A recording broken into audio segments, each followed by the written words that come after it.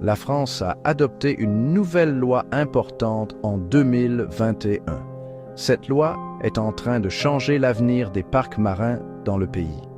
Point crucial, elle interdira la détention de cétacés, comme les orques et les dauphins, à des fins de divertissement. Cette interdiction importante doit entrer pleinement en vigueur à partir du 1er décembre 2026. En conséquence, des établissements comme Marineland d'Antibes font face à une échéance critique. Ils doivent trouver de nouveaux foyers appropriés pour leurs mammifères marins. Cette législation reflète clairement une compréhension et une préoccupation mondiale croissante pour le bien-être animal. Elle reconnaît officiellement les besoins incroyablement complexes des cétacés. Ces animaux très intelligents et sociaux sont connus pour souffrir énormément dans les conditions restrictives de la captivité. L'objectif principal de la loi est de mettre fin à leur utilisation dans des spectacles et des enclos artificiels. À Marineland d'Antibes, il reste actuellement 2 orques. Leurs noms sont Wiki et Keijo. Wiki est une orque femelle, aujourd'hui âgée de 23 ans. Keijo est son fils, une jeune orque mâle d'environ 11 ans. Ils sont tragiquement les dernières orques vivant en captivité en France. Leur avenir est, en ce moment, profondément incertain et une source de préoccupation générale. De nombreuses personnes compatissantes et organisations dévouées à la protection animale sont profondément inquiètes pour eux. Ces groupes travaillent sans relâche. Ils s'efforcent d'identifier et d'assurer une solution à long terme véritablement adaptée et humaine pour Wiki et Keijo. Le temps presse pour trouver un endroit sûr et approprié pour ces magnifiques animaux. Leur enclos en béton actuel offre un contraste saisissant et bien pauvre avec l'environnement océanique vaste et dynamique qui est leur patrimoine naturel. La situation de ces orques est devenue de plus en plus urgente. Une autre orque nommée Inuk, qui vivait également à Marineland, est malheureusement décédée. Des rapports ont indiqué qu'il est mort après avoir avalé un morceau de métal dans son enclos. Cet incident tragique met cruellement en lumière les dangers et les risques inhérents auxquels les cétacés sont confrontés en captivité. Marineland est fermé au public depuis janvier 2025. Plus récemment, en mai 2025, des images de drones préoccupantes ont été diffusées par l'organisation Tidebreakers. Ces images semblaient montrer Wiki et Keijo confinés dans des bassins visiblement infestés d'algues. Ces conditions dégradées et médiocres rendent le besoin urgent d'une action immédiate encore plus pressant. Les défenseurs des animaux et les groupes de protection animale tirent à la sonnette d'alarme. Les conditions de Wiki et Keijo à Marineland semblent se détériorer. Des rapports suggèrent que la direction même de Marineland souhaite un transfert urgent pour les orques. Ils affirment que c'est pour le bien-être même des animaux. Les militants, y compris Markéta Shusterova de Tidebreakers, sont tout à fait d'accord avec cette évaluation. Ils lancent également des appels publics pour la relocalisation immédiate et urgente de Wiki et Keijo. Il existe une crainte très réelle et croissante que leur santé physique et psychologique puisse se détériorer davantage s'ils restent dans leur situation actuelle. Dans le pire des cas, si aucune solution de relogement adaptée n'est trouvée à temps, l'euthanasie pourrait éventuellement être envisagée. Ce serait une fin absolument terrible et tragique pour ces êtres sensibles. Trouver une solution à long terme humaine, éthique et viable est donc d'une importance capitale. Une idée parfois suggérée est de relâcher Wiki et Keijo directement dans la nature. Cependant, cette option, bien que séduisante pour certains, n'est malheureusement pas une voie sûre ou réaliste pour eux. Ces orques spécifiques sont soit nés en captivité, soit ont passé la grande majorité de leur vie dans un tel environnement. Par conséquent, ils n'ont jamais appris les compétences essentielles nécessaires pour chasser de la nourriture vivante dans le vaste océan. Ils sont entièrement dépendants des humains pour leur subsistance quotidienne et leur survie. De plus, il leur manque les capacités cruciales pour naviguer dans des eaux sauvages, complexes, ou pour s'intégrer avec succès aux populations d'orques sauvages. Le grand large peut être un endroit périlleux pour les animaux qui ne sont pas préparés à ces défis. Nous devons tirer de précieuses leçons des tentatives et expériences passées. L'histoire de Keiko, l'orque célèbre du film Sauver Willy, sert de rappel poignant et triste. Keiko a finalement été relâché après avoir passé de nombreuses années en captivité.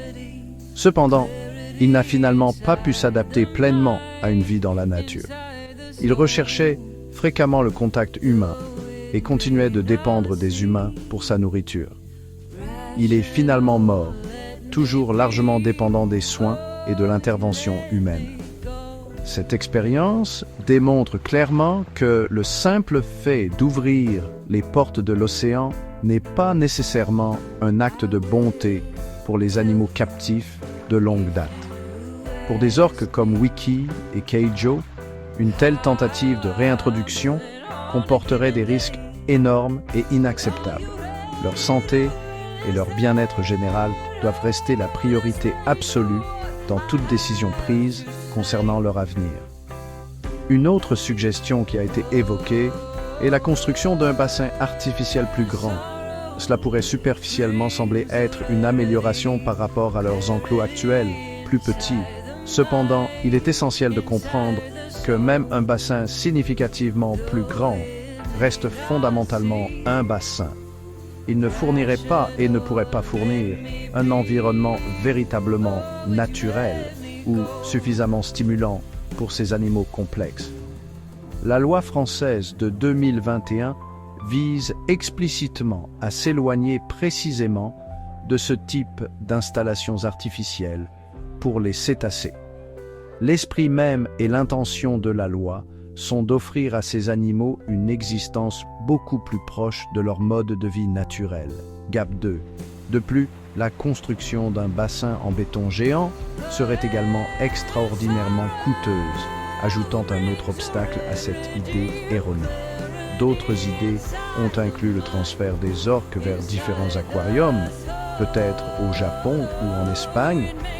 Cependant, de telles propositions ont déjà été examinées et ont finalement été rejetées par le gouvernement français. Cela souligne la difficulté importante de trouver des options de transfert simples vers d'autres installations de captivité existantes. Certains ont également parlé de très grandes et lourdes constructions maritimes. Cela pourrait signifier des enclos faits de roches ou impliquer d'énormes barges en béton. Ces grands projets d'ingénierie ne sont tout simplement pas réalisables. Ils seraient incroyablement difficiles et complexes à concevoir et à construire. Les coûts financiers associés seraient astronomiques, se chiffrant probablement en centaines de millions, voire en milliards d'euros. De plus, de tels projets massifs causeraient inévitablement des dommages terribles et irréversibles à l'environnement marin délicat. Par conséquent, obtenir les permis nécessaires serait pratiquement impossible. La solution à long terme la plus porteuse d'espoir et la plus éthique pour Wiki et Keijo est un sanctuaire côtier. C'est la voie que de nombreux experts de premier plan en cétacés et organisations dévouées à la protection animale soutiennent et préconisent activement. Un sanctuaire côtier est généralement un grand enclos marin naturel. Il est créé en isolant de manière sécurisée avec des filets une zone abritée appropriée dans une baie ou une crique côtière. Cette approche innovante permet aux orques de vivre dans de l'eau de mer réelle, une amélioration significative par rapport à l'eau chlorée des bassins. Elles peuvent y découvrir les caractéristiques et les rythmes naturels de l'environnement, tels que les marées, les courants et les changements de conditions météorologiques. Ce type d'environnement enrichi est bien plus stimulant et approprié pour elles qu'un bassin en béton stérile. Il offre une amélioration substantielle et significative de leur qualité de vie globale. Dans un sanctuaire, les orques continueraient de recevoir des soins humains dévoués. Elles seraient nourries avec une alimentation appropriée par leurs soigneurs expérimentés. Elles recevraient également une attention vétérinaire et un suivi continu pour assurer leur santé et leur bien-être. L'objectif principal d'un sanctuaire n'est pas la remise en liberté totale dans la nature, ce qui, comme nous l'avons vu, est trop risqué pour les animaux captifs de longue date. Au lieu de cela, un sanctuaire offre un compromis mûrement réfléchi. Il vise à offrir une vie beaucoup plus naturelle et enrichissante, tout en garantissant un soutien et une protection essentielle. Il existe un exemple de ce modèle en Islande. 2 belugas, nommés Little Grey et Little White, vivent maintenant dans un sanctuaire marin là-bas. Ils ont été transférés avec succès d'un aquarium de Shanghai, en Chine, et s'adaptent à leur nouveau foyer plus naturel. Cependant, la création d'un sanctuaire marin similaire pour Wiki et Keijo, en particulier en France, se heurte à des défis considérables et importants. Trouver l'emplacement idéal est une première étape extrêmement difficile. Le site choisi doit avoir une qualité d'eau constamment bonne et une profondeur suffisante pour de grands mammifères marins comme les orques. Il doit également être naturellement protégé des fortes tempêtes et du trafic maritime intense et perturbateur. De plus, l'emplacement doit être raisonnablement accessible pour fournir les soins quotidiens, l'approvisionnement en nourriture et toute intervention vétérinaire nécessaire. Point crucial, les communautés locales et les autorités doivent également soutenir et accepter l'établissement d'un tel projet dans leur région. Ces exigences strictes rendent la recherche d'une zone côtière française appropriée exceptionnellement difficile et potentiellement très longue.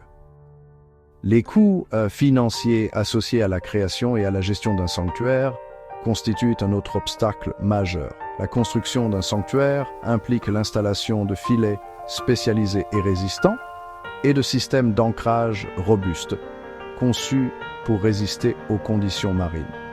Une infrastructure terrestre, comprenant des installations pour la préparation de la nourriture, le stockage et les soins médicaux, est également essentielle.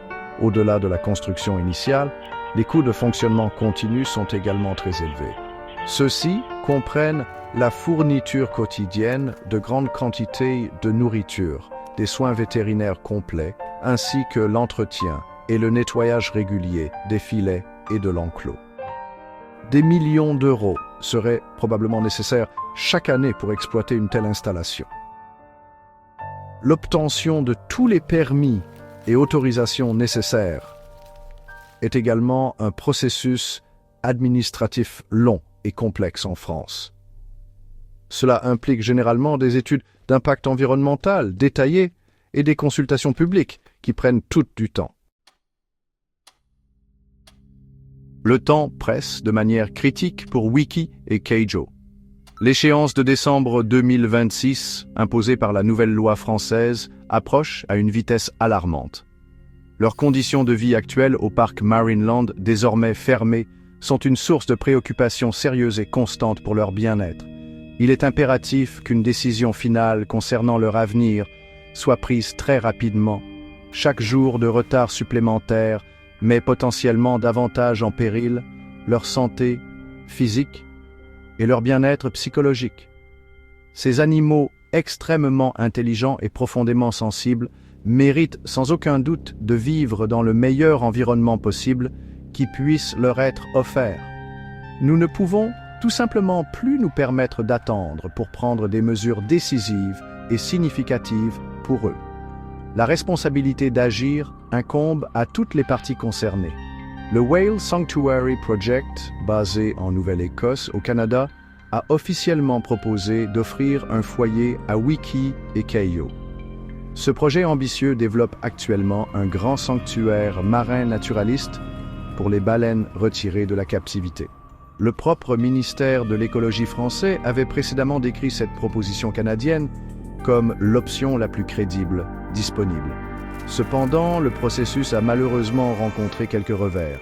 Le gouvernement français aurait rejeté une demande de transfert initiale plus tôt cette année, invoquant des préoccupations concernant les délais du projet de sanctuaire et les températures de l'eau plus froides en Nouvelle-Écosse. Malgré ces difficultés passées, le Whale Sanctuary Project a réaffirmé son vif intérêt et son engagement en mai 2025. Ils ont appelé à une collaboration renouvelée avec le gouvernement français et Marineland pour que cette relocalisation vitale ait lieu. Un sanctuaire marin bien conçu, qu'il soit situé au Canada ou potentiellement développé ailleurs, représente clairement le meilleur espoir disponible pour Wiki et Keijo. Une telle installation est largement supérieure à leur existence actuelle dans un bassin en béton. Elle leur offre une vie avec beaucoup plus de dignité, d'espace et d'exposition aux stimuli naturels. Les défis liés à la création d'un nouveau sanctuaire ou au transport en toute sécurité des orques vers un sanctuaire existant sont en effet considérables. Nous comprenons que cela implique une planification logistique complexe, une manipulation soigneuse des animaux et un investissement financier important. Cependant, ces défis, bien qu'intimidants, ne sont pas insurmontables. L'alternative, qui consiste à laisser ces animaux dépérir dans des conditions inadéquates ou à faire face à un sort encore pire, est tout simplement inadmissible d'un point de vue éthique. Par conséquent, il est absolument crucial que le gouvernement français, la direction de Marineland d'Antibes et les organisations internationales de protection animale collaborent étroitement et de manière constructive. Une collaboration significative est la clé pour identifier et mettre en œuvre une solution viable rapidement et efficacement. Nous avons un besoin urgent d'un plan clair et réalisable et d'un engagement ferme et inébranlable envers ce plan de la part de toutes les parties prenantes. Le bien-être à long terme de Wiki et Keijo doit être la priorité incontestée dans toutes les discussions et décisions. Ces orques ont passé toute leur vie en captivité, principalement à des fins de divertissement humain. Aujourd'hui, la société a le devoir moral profond de leur offrir une retraite paisible et digne. Assurons-nous collectivement que leurs dernières années se déroulent dans un lieu qui offre bien plus de confort, de naturel et de paix,